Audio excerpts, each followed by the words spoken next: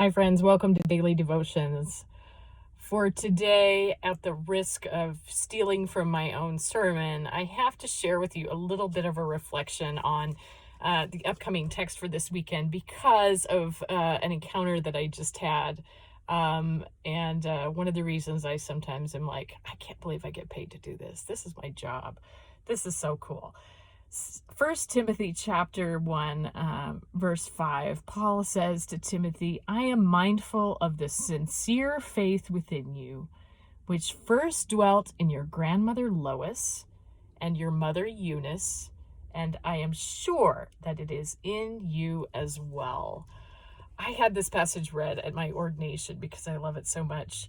I just love that image of faith being passed down in this way, and thinking about what little Timmy's mom and grandma might have been like and what they did to help instill faith in him, who would be a leader in the early church.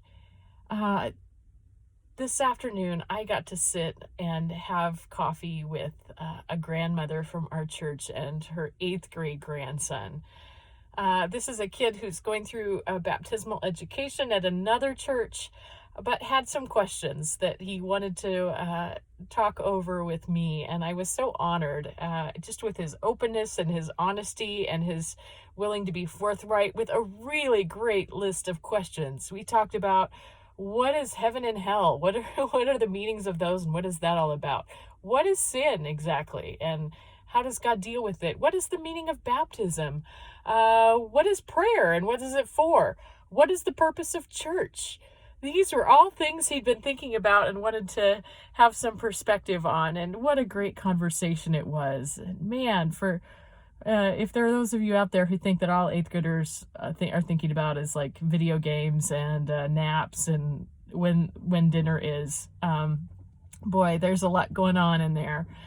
So I just thought about what a privilege to be able to sit with this grandma and watch her prayers coming full circle as this grandson is beginning to ask deep questions of faith and wonder in the presence of God.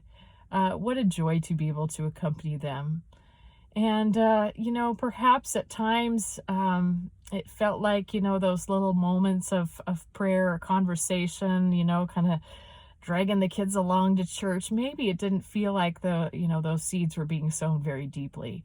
But you just never know how those things might come to bear fruit later on.